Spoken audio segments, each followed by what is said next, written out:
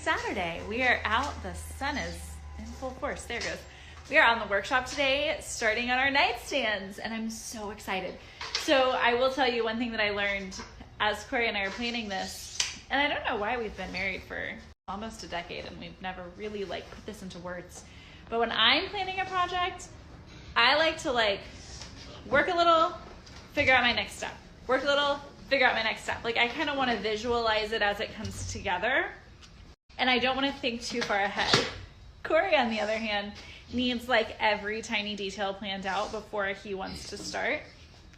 And so we ran into some differences of opinion as we were planning. He kept asking me questions and I was like, I don't know. Let's just put it together and see what it looks like. So learned something new about each other this morning. And we finally got on the same page and we are ready. So the plan is we're building essentially like a box out of plywood. And that will be the base of our nightstands. Our goal here is to make it as simple and accessible as possible. We had all sorts of ideas and almost got carried away, and then we said, no, we want this to be an easy project that anybody feels like they can do. So right now we are cutting down plywood, and then we're gonna start building.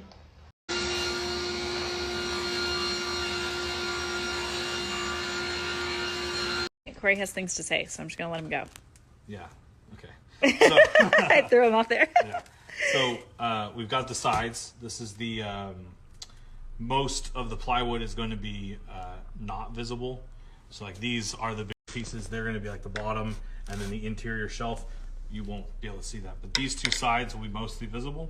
So it's important to look at your pieces and see kind of what you want to be visible. So we've got these discolorations, pieces of, that will probably stand out.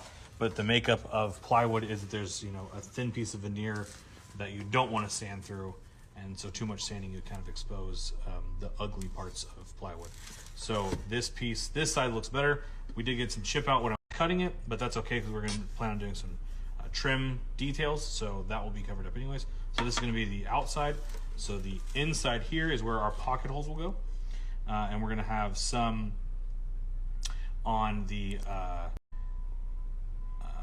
so we just decide where they go, depending on where the structure of our pieces are. So we'll talk about that when we... He wants me to stop filming right now. He's getting flustered. Yeah. Okay, so for the next part, tell me if I got this right, Corey. We're deciding this is the bottom. Sure. So this is the base of the cabinet, and we're going to be doing pocket holes to put the sides. Can you hold the sides like they're going to go? So we're holding the sides up like this. So the pocket hole will go from here into here. So what Corey did... Be like that, because there's the other pieces underneath it. Oh, well, that's fine. Yeah. So then we're just marking a few different places. He did 4 on each side where we're going to be drilling the pocket holes. It won't focus. There we go. So I'm making Corey put it back in so he can show you. So it fits into this. This is the pocket hole jig. And this is the K5 Craig pocket hole jig. Thanks for that. So he clamps it into place. There's these little holes here where he's putting the drill. I move my finger. And he's gonna drill the hole.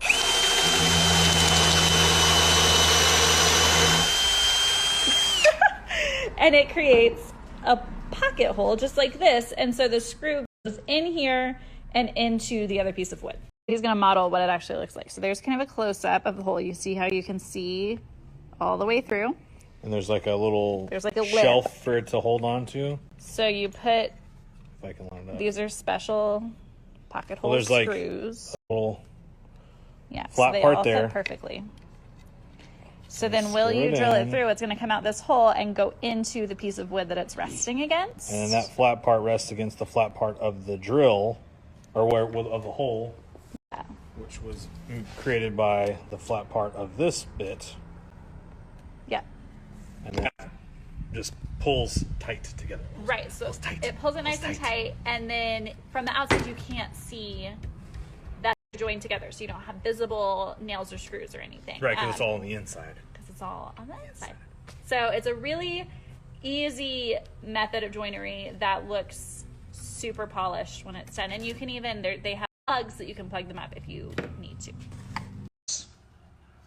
I like how I hit record right as you yelled that at me. I love you too. I love you too. I think we should petition someone to start a Truman Show version of our lives, because there's a lot that doesn't make it to stories. I know all the funny things happen when I'm not filming. So Corey is using these L-shaped brackets to help make sure everything is square, and he's currently stuck with no clamps because he didn't go get them before he got started. So now he's got it all clamped here, and he is using the drill to insert the screws. He put glue in there too for extra holding power. Using that finger. So we've got 3 sides. So we've got bottom and the 2 sides. And now we need to attach the shelf. There's going to be a shelf here and then the top. We've decided our little shelf is going to be 4 inches. The idea is we just want something to, like, you want to tuck a book in there or set your phone in there to charge. So Corey's marking where it's going to go, and he's sliding the shelf into place. The top will be made separately because it's going to have a little overhang. So we've got kind of the carcass built, and this, so like this is the top, this is the bottom. And this is all the time we have today, so we're going to stop for now. Saturday! I am out in the workshop working on my nightstands. We've kind of officially reached the part in the project where I can take over and do things by myself, so I'm excited. My goal today is get the sides all trimmed out and maybe start working on trimming the front. I also need to finish, I want to finish my lamps today. So it's going to be a fun day in the shop, and I just thought I'd bring you along with me. So let's do it. Corey got back with my pin nailer. So what I'm doing is you're looking at the side of the nightstand. So I used 1x2s to go all the way around, kind of like a shaker style almost. And then I have this little trim piece, and all the way around, it's going to go right in here like so. And I think it's going to look really nice. So the one thing about staining over painting is I always say that caulk can solve a multitude of sins, but there will be no caulk if I'm staining. So have to be extra precise with my cuts here, but I think it'll look nice. I got all of the trim done on both of these, and I have to go clean the house because we have some friends coming over for dinner very soon. So tomorrow the next step will be to start doing some trim on the front.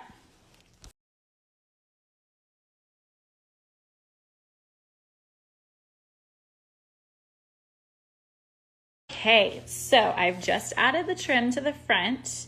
So I'll show you, like the other side still has the raw plywood here. So what we did is we added some of the pine trim up to the front, and now Corey and I are working on the tops together. So what's left at this point is we need to do the tops, we need to add a drawer, and we need to add the feet, and then we need to stain it.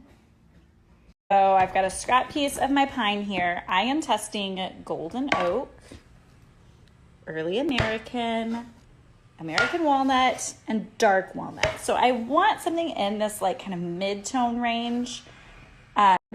My room has kind of a traditional feel, so I want something not too light, not too dark. I did want to test this just because this is kind of my go-to color. But I guess we'll just see what we love.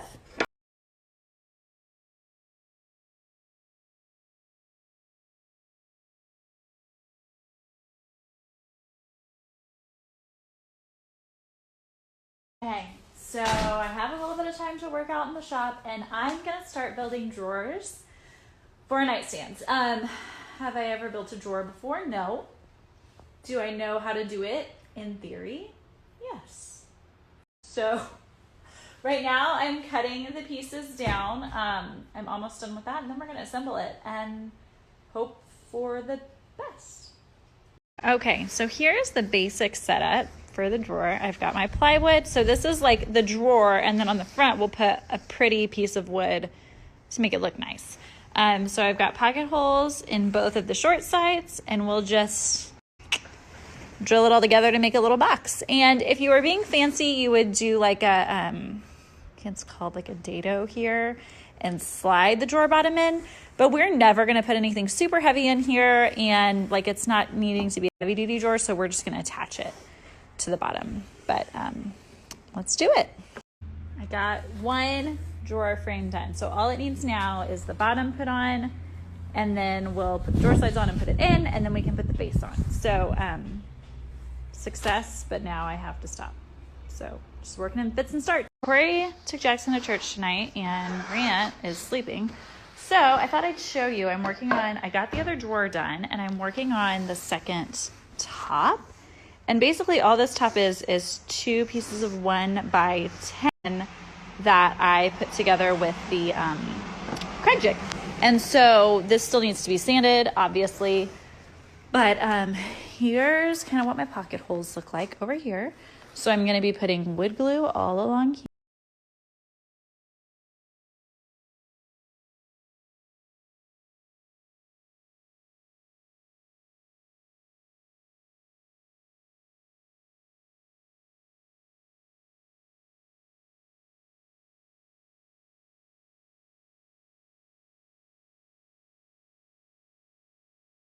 I promise I'm alive. I've had Grant all day today.